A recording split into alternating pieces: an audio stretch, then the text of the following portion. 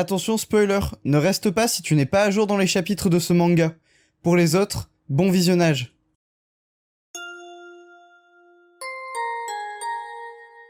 Bonjour à tous, c'est Saliste et on se retrouve aujourd'hui pour la review du chapitre 390 de My Hero Academia. Et avant que la review commence, j'ai une petite question pour vous, une question qui concerne les chapitres de My Hero Academia en ce moment.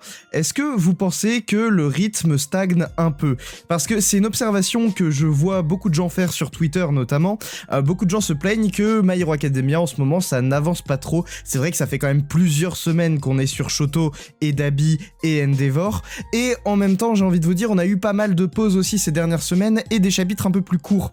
Donc ça n'aide pas forcément à avancer l'histoire. Le fait qu'on ait des pauses, ça rallonge tout simplement le moment où on parle d'un seul combat, comme là ici on parle que de Shoto et de Dabi, et également le fait que les chapitres soient plus courts, on a moins le temps de dire des choses. Du coup, est-ce que Horikoshi prend trop son temps ? Est-ce que Horikoshi a raison de prendre autant son temps? Donc je vous laisse en débattre en commentaire, dites-moi ce que vous en pensez. Moi personnellement, je vais vous donner mon avis sur la question. Je trouve qu'en ce moment, on a effectivement un rythme qui est plus lent, mais également il ne faut pas oublier qu'on a Kohei Horikoshi qui a eu quelques problèmes de santé dernièrement. Il faut qu'il se ménage, c'est tout à fait normal. C'est un auteur qui est extrêmement pris par le temps, qui a des obligations de sortie chaque semaine d'un chapitre de My Hero Academia. Vous le savez comme moi, il dessine extrêmement bien et ça doit lui prendre énormément de temps de dessiner parfois des cases qui sont extrêmement détaillées. Alors comme tout mangaka, il a besoin parfois de faire des pauses et c'est vrai que ces derniers mois ça a été un peu plus lent pour lui, mais on lui souhaite bien évidemment de se rétablir vite, de reprendre un coup de crayon assez rapidement et effectivement surtout de se reposer. Donc voilà, dites-moi votre avis en commentaire, ça m'intéresse. Également, je vous invite à vous abonner à la chaîne si c'est toujours pas fait, si vous aimez mes reviews de scan, vraiment faites-le. Et on va revenir également à ce qui s'est passé il y a 2 semaines. Donc, il y a 2 semaines, lors du chapitre 389 de My Hero Academia, nous avions eu Dabi qui s'était fait exploser, la famille Todoroki qui avait rejoint au complet le champ de bataille, sauf Shoto qui n'était toujours pas encore arrivé sur ce champ de bataille, et on avait donc eu quelques dialogues entre Endeavor et Dabi, Dabi qui souhaite emmener tout le monde avec lui, et Endeavor qui le supplie de l'emmener uniquement lui avec lui lors de sa mort. Bien sûr, ici nous allons reprendre sur ce chapitre 390 avec la suite des événements. Sur ce, générique.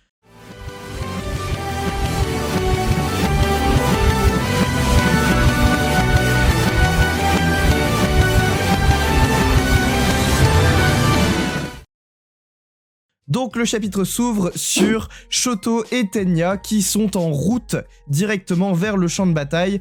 On a Tenya qui explique à Shoto qu'il ne peut pas aller plus loin parce qu'il y a trop de chaleur sûrement, et également on le voit sur la première page, mais ses moteurs sont complètement bousillés. En même temps, il est allé tellement vite qu'il a dépassé le mur du son. Donc pour vous donner une idée, c'est très rapide le mur du son. C'est genre 1200 km/h le mur du son. C'est vraiment un chiffre qui est aberrant, c'est-à-dire que là Tenya et Shoto sont allés à plus de 1200 km/h.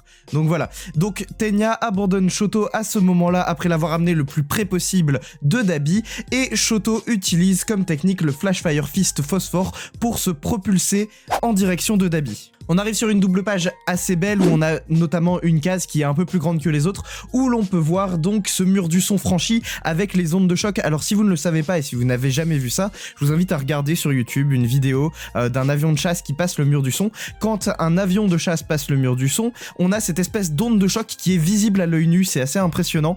Et donc ici c'est représenté par ces 2 ondes de choc que Horikoshi nous a dessinées sur cette grande case, où l'on voit d'ailleurs en fond l'explosion de Dabi. On a également des gens de la police qui analysent toute cette opération, qui sont en train de coordonner les différents champs de bataille, et on en a un policier qui dit qu'il n'en revient pas parce qu'ils ont dépassé la vitesse d'un avion de chasse, ils ont dépassé le mur du son. On a aussi également l'explication de comment ils ont fait. Apparemment, Shoto utiliserait sa glace et son feu pour maximiser la vitesse. Grâce à la glace, il minimise la traînée qui est laissée derrière eux, et grâce à son feu, il peut chauffer l'air devant eux pour réduire les frottements, ce qui augmente grandement la vitesse de Tenya. Également, on ne l'aurait pas imaginé, mais Tenya et Shoto font apparemment un très bon duo pour se propulser hyper rapidement. C'est quelque chose auquel on n'aurait pas évidemment pensé, mais ici, l'alter de Shoto permet de booster indirectement celui de Tenya. On a également Tsukuishi, donc notre cher policier en chef, qui repense à ce que All Might lui avait dit, et apparemment il se rend compte que All Might était un très bon professeur,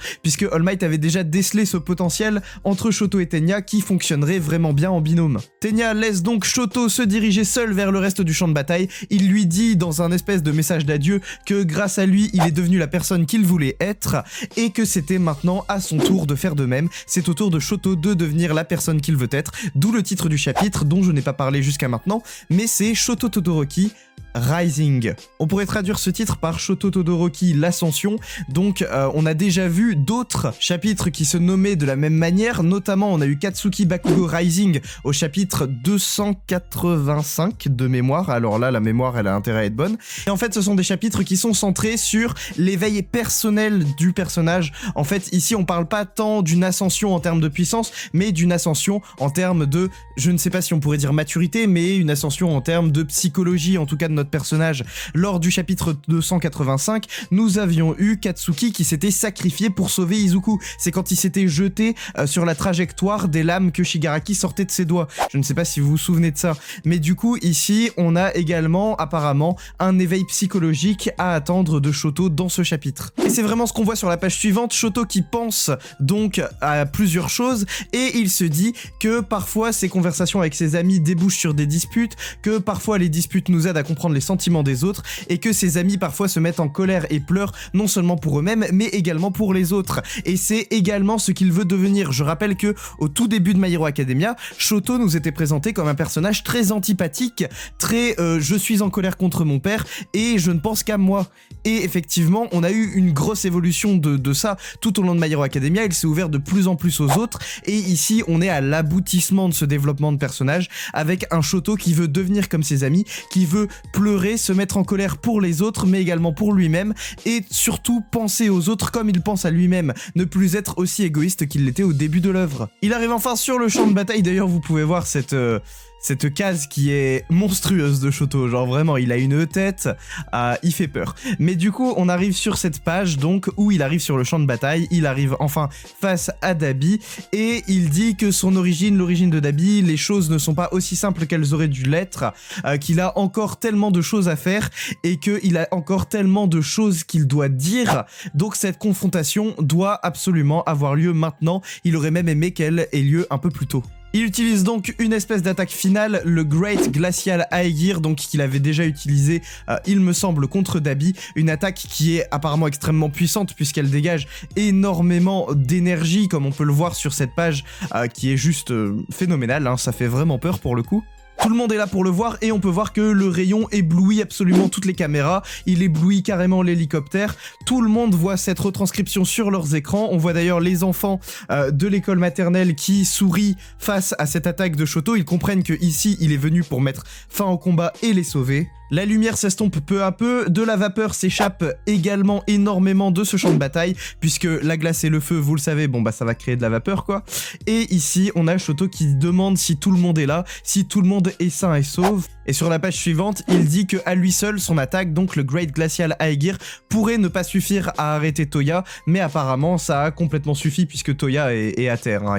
Il va avoir du mal à se relever de ça. Shoto dit ici que les flammes de Toya sont beaucoup plus chaudes que la première fois qu'ils se sont battus, et pourtant elles étaient déjà extrêmement chaudes lorsqu'ils se sont battus il y a quelques chapitres de cela. Il ne pense pas pouvoir rivaliser avec la puissance de feu actuelle de Toya, comme quoi il n'est peut-être pas tant un chef-d'œuvre que Toya le dit. On a également Rei et Fuyumi et Natsuo qui sont en arrière-plan et qui ont l'air d'aller bien. On a maintenant Dabi qui est encore conscient, c'est un miracle qu'il ne soit pas mort sur le coup. Il est encore conscient et il dit que tout le monde doit périr, tout le monde doit mourir, il veut entraîner tout le monde avec lui. Bref, c'est Dabi, hein, il est vraiment il est parti quoi, on l'a perdu psychologiquement depuis longtemps. On apprend également que Toya gèle de l'intérieur, apparemment à l'intérieur de son corps, la glace se répand de plus en plus, il commence à geler de l'intérieur, presque comme s'il était en train de s'auto-pétrifier de glace, comme s'il allait mourir de ça. Et du coup on a Natsuo qui demande c'est quoi la suite. Et Endeavor qui utilise à peu près ses dernières forces, puisque là il a l'air vraiment très mal en point, pour s'excuser auprès de Toya, s'excuser de ne pas être venu au Sekoto Peak. Donc je rappelle que c'est l'endroit où Toya a complètement carbonisé son propre corps et a détruit toute la forêt, et c'est là que All for One l'a retrouvé. On arrive sur les 2 dernières pages et vous allez voir, c'est un découpage assez particulier. On a une page qui se termine donc par les crédits, chapitre 390 fin, mais il reste encore une page après la pseudo-dernière page. Donc sur cette pseudo-dernière page, on voit Toya avec la bouche ouverte qui dit « Je te hais papa, je hais notre famille également ». Et on a Endeavor qui lui dit de lui dire tout ce qu'il a à lui dire, puisque c'est le dernier moment probablement où il pourra échanger avec son fils, puisque soit l'un des deux va mourir, soit les deux vont mourir, donc il faut absolument qu'ils échangent maintenant. Et on a Endeavor qui décide de faire ses excuses à tout le monde. Il dit qu'il s'excuse auprès de Rei de l'avoir poussé au-delà de ses limites, il s'excuse auprès de Fuyumi pour lui avoir tout mis sur les épaules, il s'excuse auprès de Natsuo pour l'avoir négligé, et enfin auprès de Shoto il lui dit juste « Je suis tellement désolé », comme quoi il s'excuse pour tout auprès de Shoto puisqu'il est responsable d'absolument tout ce que Shoto est aujourd'hui, et c'est également vrai pour Toya. D'ailleurs, petit détail, tout en bas de cette page, juste au-dessus des crédits de fin, on peut voir une onomatopée en japonais de quelqu'un qui tombe sur le sol, et en fait c'est Shoto qui s'écroule sur le sol parce qu'il n'a juste plus aucune énergie, et c'est un tout petit détail parce que vraiment c'est en tout petit tout en bas de la page, mais Shoto s'écroule donc sur le sol, il n'a plus aucune énergie. On arrive sur la toute dernière page du chapitre qui se situe après la apparemment dernière page du chapitre, où on voit Himiko Toga qui repense à ce que Dabi lui avait dit. Dabi lui avait dit « Allez, sourions Himiko Toga », et elle se demande si là, lors de ses derniers instants de vie, il a souri. On voit également sur cette même page qu'elle a réussi à mettre Ochako au sol grâce à ses différents twice, et ça sert de transition parfaite pour le prochain chapitre qui se portera très probablement sur le combat Toga Ochako. Alors cette review aura été un peu plus dans l'analyse que dans le simple racontage. Dites-moi ce que vous en avez pensé en commentaire. Il n'y a pas de chapitre la semaine prochaine et je vous invite à vous abonner, à laisser un pouce bleu sur cette vidéo si vous l'avez appréciée, à activer la cloche pour ne pas rater mes futures vidéos et à me suivre sur tous mes réseaux sociaux, Twitter, Instagram, TikTok. Tous les liens sont dans la description. C'était Saliste et je vous dis à la prochaine pour une prochaine vidéo. Salut!